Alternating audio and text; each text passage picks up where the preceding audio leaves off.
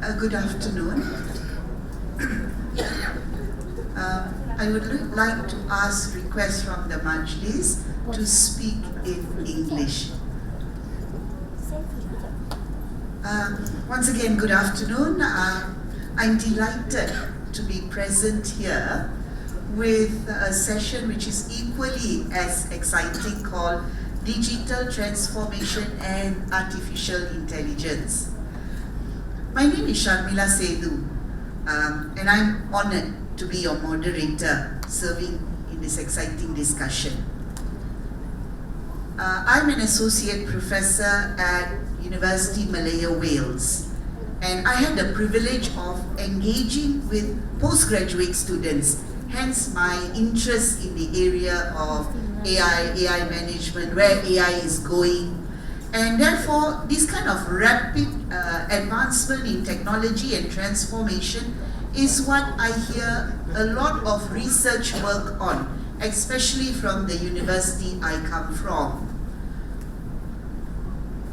As far as University Malaya Wales is concerned, we foster this kind of dynamic learning, the kind of learning that will nurture future leaders. And I'm happy to sit here to listen to such future leaders. It's also particularly honorable for me to be chosen by Intan to be part of this colloquium event.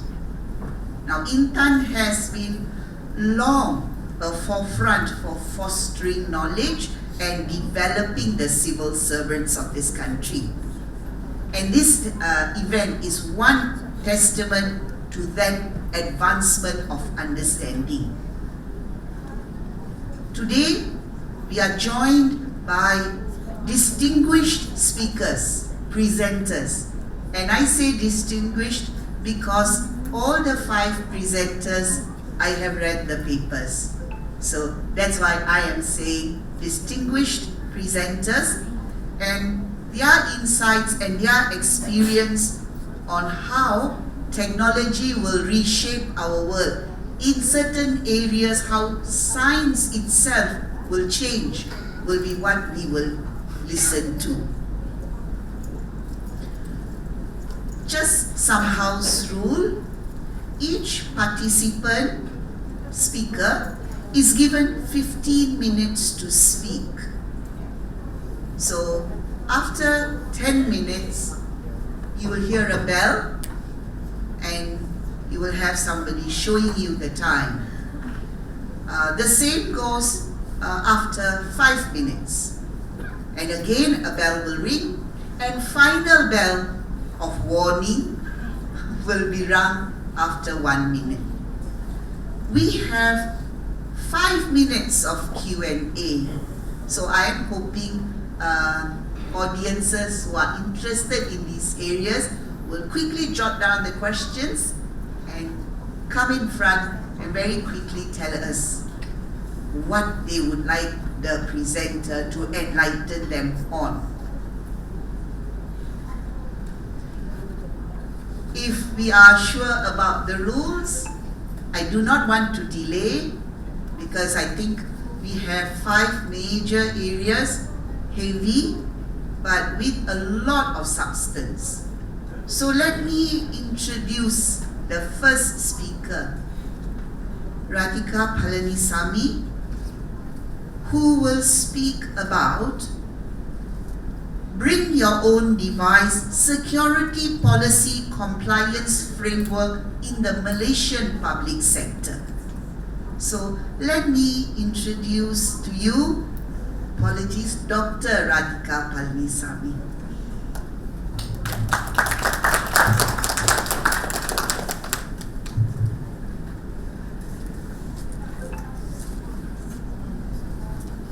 Good evening, salam sejahtera, salam Malaysia Madani.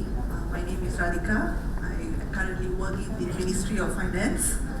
I did my PhD in University Malaya under the supervision of Prof. Miss Laiha and Dr. Azhar Norman. And I took 5 years to finish my PhD.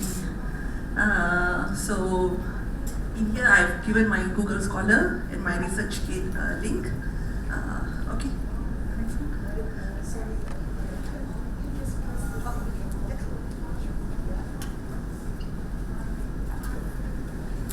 So my title is on the Bring Your Own Device Security Policy Compliance, which I lead in the public sector. Actually, if in the beginning when I chose this topic, somewhere in 2017, I enrolled in 2018. There were very little literature in this area because most of the security policy compliance study was based on a typical computing environment, traditional computing environment where we use desktop computers and we have resources that belongs to the organization. Tapi what makes Bring Your Own Device different is that the device does not belong to the organization. It belongs to the employees. So that's where the complicated part arises. So at that time, I see that there is a loophole here because you see employees walking in, even we ourselves, we can use our smartphones, we have our own tablets, our own laptops, we actually bring into the organization, we use organizational resources, and so this creates the threat, the security risk in this kind of practice. So as we can see, the BYOD industry is yet to even grow larger. Even one person own 2 to 3 or maybe 4 devices. And this practice, as I said earlier, there were not many literature. And 2020, when the pandemic hit, this was the only option for many of the employees, where everybody turned into a remote worker overnight. And through this practice, employees actually introduce risk to the organization due to security policy on compliance. So this is the research problem that I was mentioning about. So it's actually, everybody knows, but this is something that we don't really look into. So having said that, to strengthen your research problem, the next thing is that you have to look for a research gap. So for the research gap, I actually looked into 4 main areas, which is on the theory, the methodology, the context, and the knowledge part. This research gap can be done through your systematic literature review.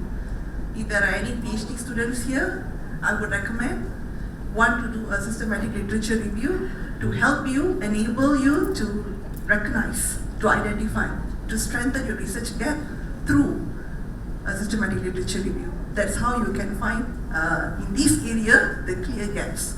And also, these will contribute to the novelty in your study. So these are my research objectives, my questions. So the first research objective 1 is to explore factors that are associated with the security policy compliance intention.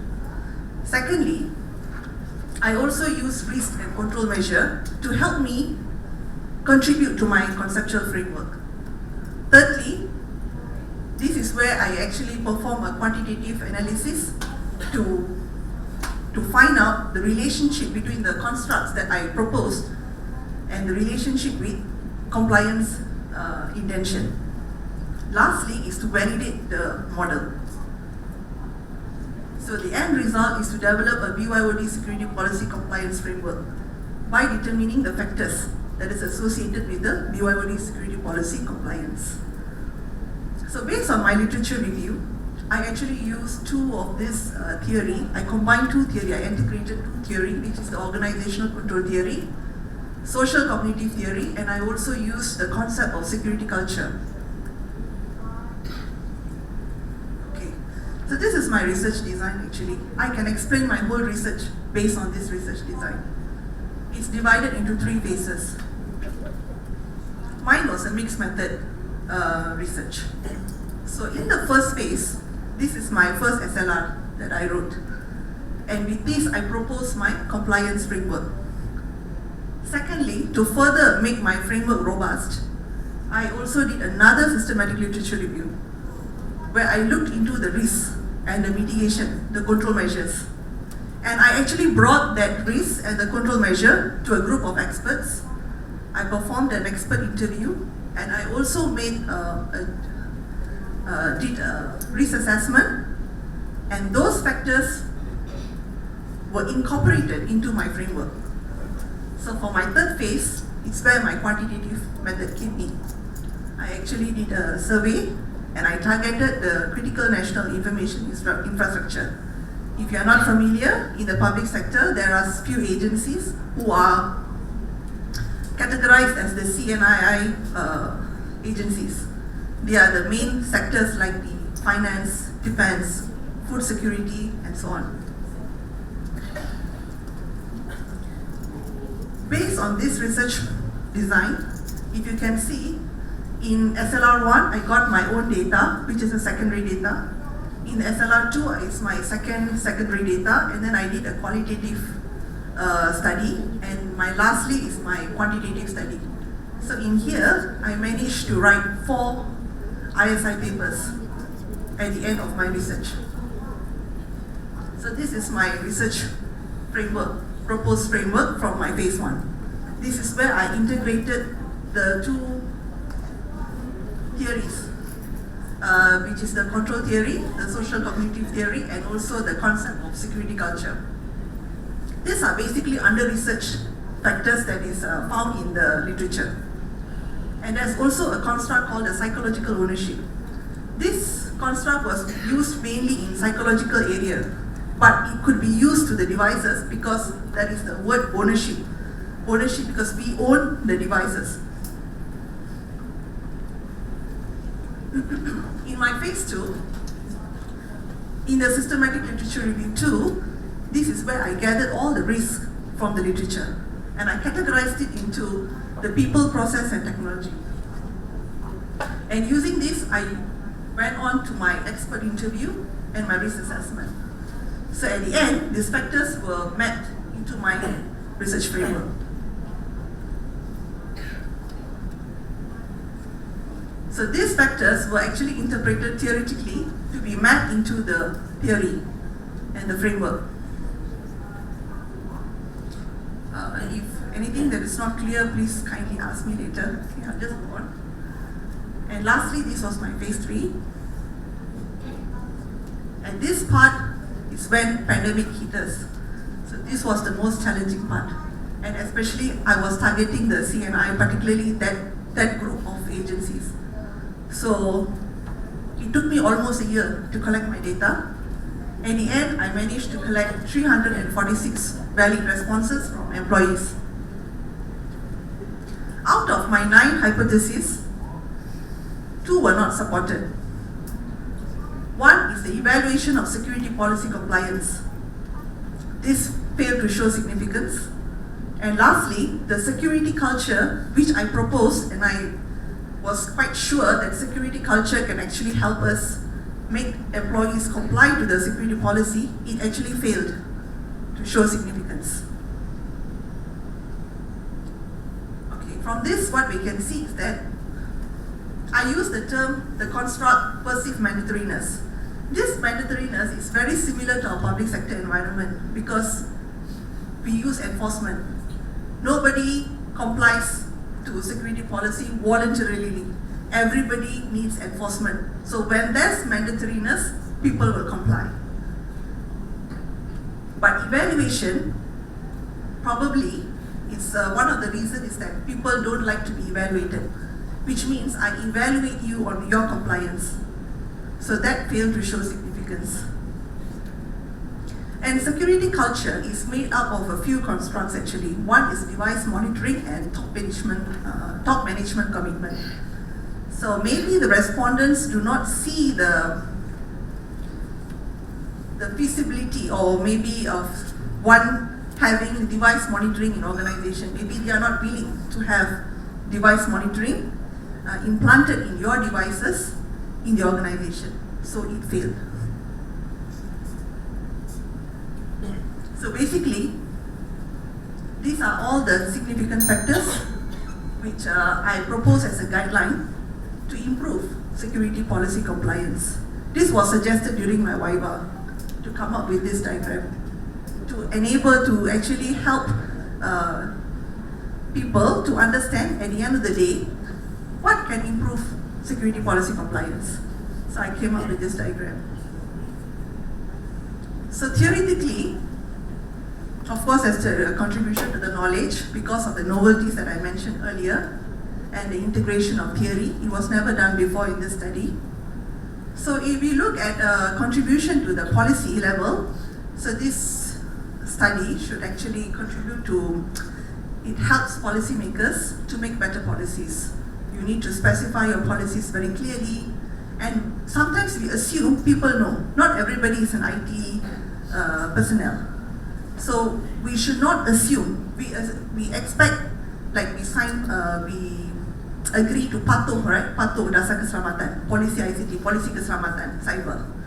But everyone, do they understand what are they signing for? And then we must also probably teach them how to do certain things. Maybe they don't know. And then there is also one construct that I use in the study is to provide BYOD IT support. This is never, so far there is no such support yet in the government. But if we have an IT support that caters into devices, it helps a little to reduce probably data leakage problem. Imagine if we have so many information in our smartphones, and we bring it to the shop, or we pass it to someone, or we even just lupus just like that without anything, but we have a lot of documents inside, right? Because everybody accesses the email, and we can access Google Drive and so on. So we have a lot of documents, a lot of information about our organization inside our phone. So basically, these are the contributions to the policy making. And then there's also importance of SETA. SETA is security, education, training, and awareness. So this must be done continuously. Our threats are evolving very fast, and day by day it's getting harder, and now with AI it becomes even more complicated and more sophisticated. So one of the things that I see is that this training and awareness is very important to all levels of employees. So this is the conclusion. So my study achieved all my 4 objectives, and the factors identified can be implemented in organizations to reduce non-compliance behavior.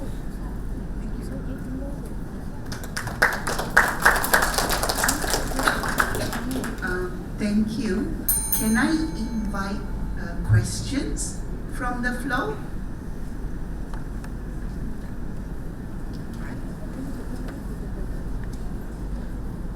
If there's no questions, and if I can ask Doctor, particularly because BYOD is such an important aspect of, I think, most of our lives, my life at least. What would you recommend? Let's say we talk about a smaller sector, because I know the civil service sector itself is a huge sector. But let's talk about the private sector. Let's talk about us. What strategies do you think we could adopt besides training? Because you said something, and you said this kind of culture to bring it up, and that was not supported. You said that surprised you. What would you strategize if asked? One thing in the private, especially in the critical organizations, is much easier to enforce policies. There are organizations like, they are very strict on device controlling. They actually don't allow you to send out emails. It's very protected, but it's not the same in the public sector. So if those, probably SMEs are the ones maybe lacking in such kind of controls. So if, besides training and awareness, what are the other strategies? What would you recommend? Basically, even though, we can implement many technological based control measures. There are many monitoring, but for you to actually install those kind of monitoring tools in the devices, it requires the employee to agree. That's one. Another thing is that I see that even though we can have any kind of technological interventions, but the biggest weakness lies in the people, the behavior, the human behavior, which is very hard to predict. And especially when they use devices, the screen is so small. And that's how phishing happens, just like that, because they cannot really identify whether it's a genuine page or a scam. So again, one, I would just recommend awareness is very important. Awareness. Another thing is that we can say the top management play a very important role. Things should not be, one of the reasons why my security culture failed, I presume, is one of it is the top management commitment. Rather than things go bottom up, it's better if it comes from higher to down, top-down approach. So those are the strategies that I would propose. Thank you, Dr. Radhika. What Doctor just said actually is quite loaded because it covers so many dimensions, kan? And those areas, every little one that you pick up becomes an issue on its own. And why I'm saying this, and you said that the most difficult time you had was during the lockdown. That means she went into her research during the lockdown. That was the time really that all of us were learning. That was the first time I took my laptop home, which is company laptop, and used it from my house. So I think that was the main challenge you would have faced, I'm assuming. But I think this area, very useful. Thank you so much once again to talk about this. But I feel that one of the most important things that we have not addressed, or we lack in understanding, is the fact that we all don't want to be monitored.